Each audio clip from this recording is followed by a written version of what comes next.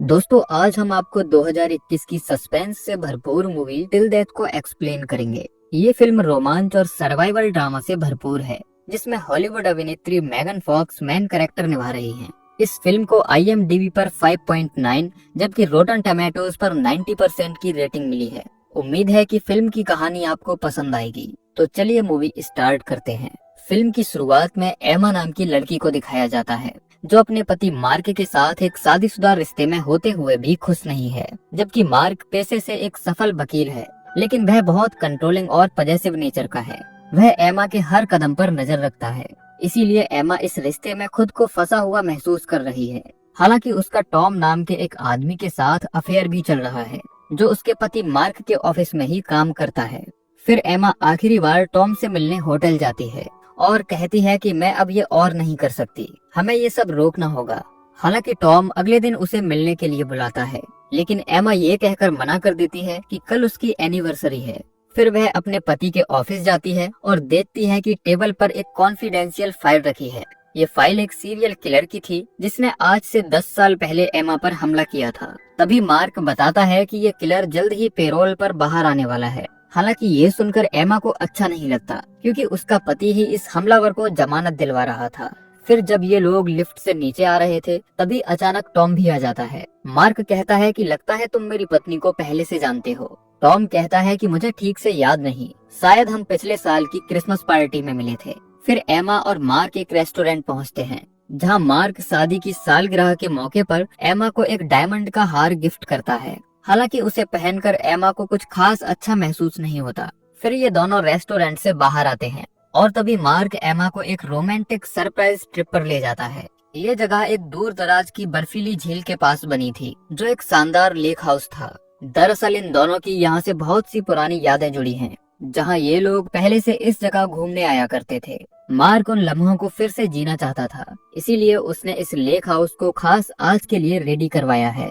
फिर घर पहुंचकर एमा उस रूम में जाती है जहां मार्क ने उसके लिए सरप्राइज रखा था। वह देखती है कि पूरा कमरा उनकी पुरानी तस्वीरों से भरा हुआ है। ये देखकर एमा को काफी अच्छा महसूस होता है। फिर वह उस रूम में जाती है जहां मार्क शैंपेन के साथ उसका इंतजार कर रहा था। वह एमा से माफी मांगता है और कहता है कि मैं जानता हूँ हमारे बीच काफी समय से कुछ अच्छा नहीं चल रहा और ये मामूली सा सरप्राइज गिफ्ट सब कुछ ठीक नहीं कर सकता, लेकिन मैं फिर से एक अच्छे रिश्ते की शुरुआत करना चाहता हूँ। ये सुनकर एमा को भी काफी खुशी होती है, क्योंकि वह भी अपने इस रिश्ते को फिर से एक नई शुरुआत देना चाहती थी। जिसके बाद ये दोनों साथ में इंटीमेट होते हैं। लेकिन अगली सुबह जब एमा जागती है तो देखती है कि मार्क ने उसका हाथ अपने हाथ के साथ एक चैन से बांधा हुआ है। एमा पूछती है कि ये सब क्या है। मार्क कहता है कि अब सच का सामना करो। जिसके बाद वह खुद को गोली मारकर सुसाइड कर लेता है और उसकी लाश एमा की गोद में आकर गिरती है।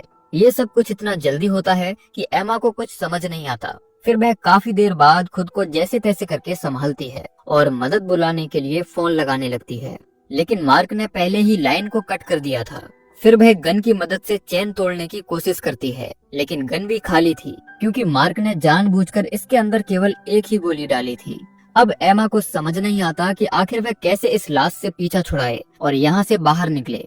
फिर वह मार्क की बॉडी को घसीटते हुए एक दूसरे रूम में ले जाती है, जहाँ केवल उसकी शादी का गाउन टंगा हुआ था। जब एमा उसे उतारती है तो उसे छिपी हुई एक तिजोरी मिलती है, लेकिन वह उस पर ध्यान न देकर मार्क की बॉडी उस गाउन के ऊपर रखती है, जबकि उसकी शर्ट वह खुद पहन लेती है। अब ना चाहते हुए भी एमा को मार्क की बॉडी अपने साथ घसीटनी पड़ रही थी।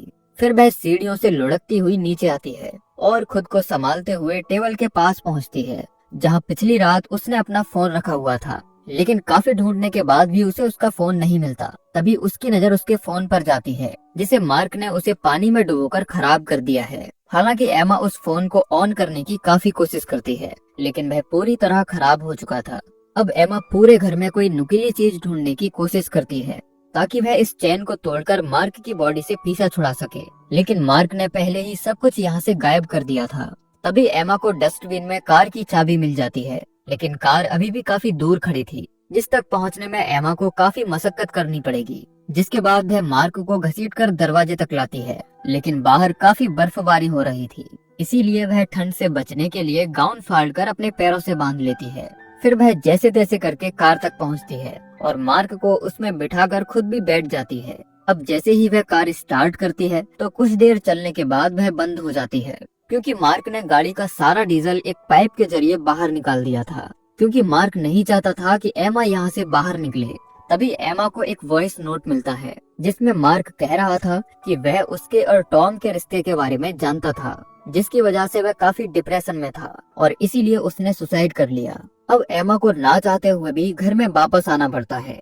फिर वह वॉशरूम जाकर खून से सना हुआ अपना चेहरा धोती है और उस हार को उतारने की कोशिश करती है जिसे मार्क ने उसे अपने हाथों से पहनाया था। लेकिन इस नेकलेस को इस तरह से डिजाइन किया गया है कि एक बार पहनने के बाद इसे उतारा नहीं जा सकता। तभी उसे याद आता है कि शायद घर के बेसमेंट में उसे कोई नुकीली चीज मिल सकती है।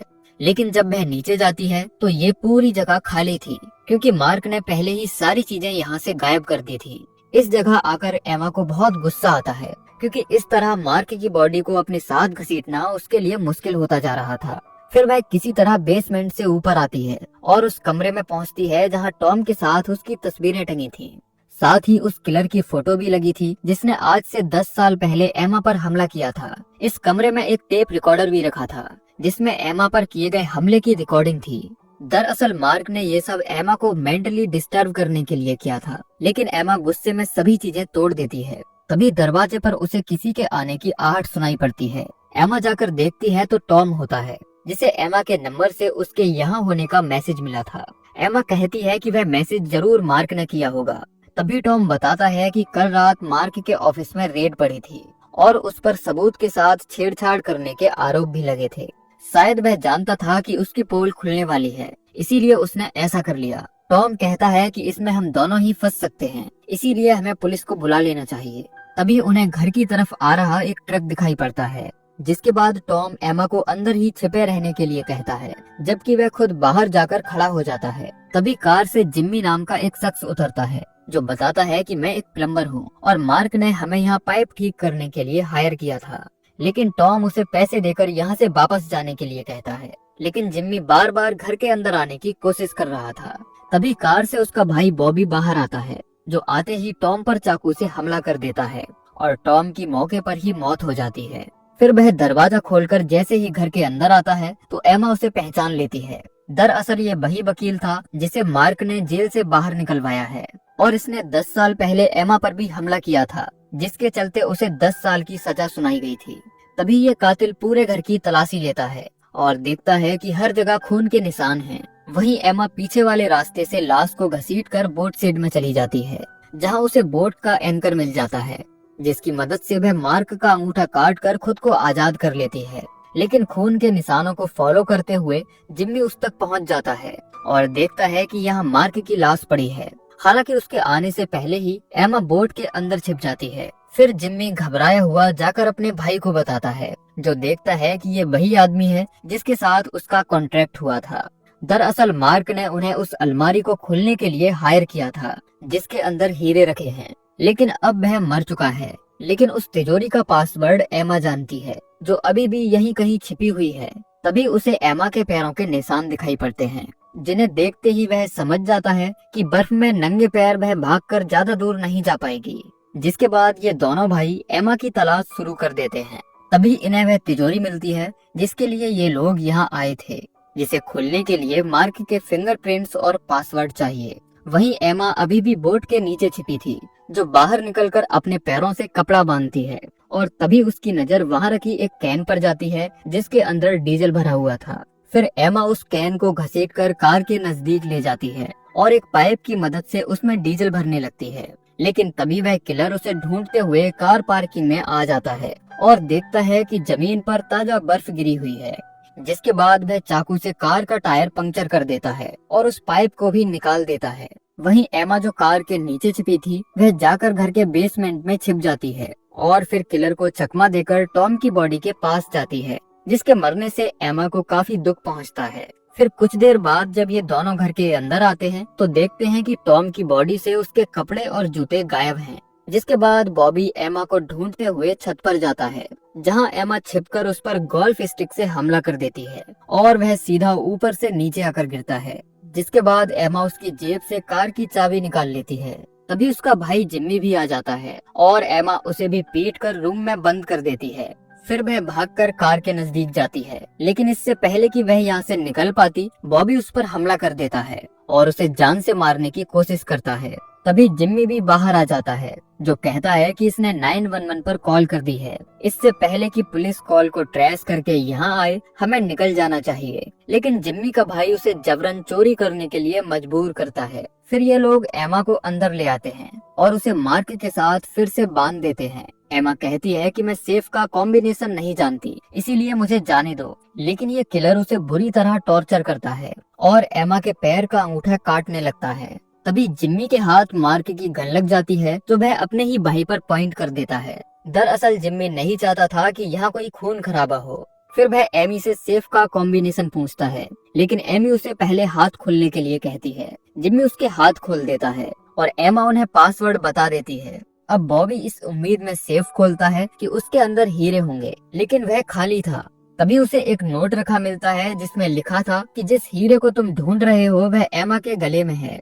दरअसल मार्क उस नेकलेस की बात कर रहा था जो एमा ने अपने गले में पहन रखा था। फिर जिम्मी उस नेकलेस को निकालने की कोशिश करता है, लेकिन मार्क ने इसे इस तरह बनवाया है कि ये खुलेगा ही नहीं। जिसके बाद बॉबी एमा को जान से मारने की कोशिश करता है, ताकि वह उसका गला काटकर नेकलेस को बाहर निकाल सके। लेकिन जिम्मी जब उसे रोकने की कोशिश करता है तो उसका सर दीवार में लगे हुक से टकरा जाता है और मौके पर ही उसकी मौत हो जाती है। इस घटना से बॉबी को बहुत गुस्सा आ जाता है और इसके लिए वह एमा को दोषी ठहराने लगता है। फिर वह उस पर हमला करके उसके पैर में चाकू मार देता है, लेकिन एमा अपना बचाव करते हुए उसके सर पर रिंच से हमला कर देती है और उसका एक हाथ मार्क की बॉडी से बांध देती है, जिसकी वजह से मार्क उसका पीछा नहीं कर पाता। फिर एमा जाकर कार स्टार्ट करती है और यहाँ से भागने की कोशिश करती है, लेकिन कार से उसका कंट्रोल छूट जाता है और वह लेक पर जमी बर्फ में जा धंसती है। हालांकि एमा अभी भी हार नहीं मानती और वह पेट के बल घसीटते हुए लेक पार करने की कोशिश करती है। लेकिन वह किलर एक बार फिर से पीछे से उस पर हमला करता है और उसे जान से मारने की कोशिश करता है। जब ये किलर एमा पर चाकू से हमला करता है तो वह जाकर बर्फ में लगता है, जिसकी वजह से वहाँ जमी बर्फ टूट जाती है और ये तीनों उस पानी के अंदर चले जाते हैं। फिर एमा खुद को छुड़ाने के लिए उस किलर की आंख में चाकू घोंप देती है। ऐसा करने से उस किलर को बहुत दर्द होता है और वह मार्क के साथ लेक की गहराई में समा जाता है। जिसके बाद एमा चाकू से बर्फ तोड़कर पानी से बाहर आ जाती है और सतह पर आकर चैन की सांस लेती है। साथ ही वह अपनी शादी की रिंग निकालकर उस लेक में डाल देती है, जिसमें मार्क और उसके बुलाए गए भाड़े के टट्टू भी समा चुके हैं। फिर हमें पुलिस की गाड़ियों से सायरन्स के बजने की आवाज सुनाई देती है, जिसका मतलब था कि पुलिस यहाँ पहुँच चुकी है और इसी के साथ ये मूवी एंड हो जाती है। तो दोस्तों ये थी कहानी टिल डेथ मूवी की, जो जरूर आपको पसंद आई होगी। बाकी आप हमें कमेंट करके जरूर बताइए कि आपको ये कहानी कैसी लगी। मिलते हैं अगली वीडियो अच्छी लगी लाइक एंड सब्सक्राइब लाजमी कीजिए।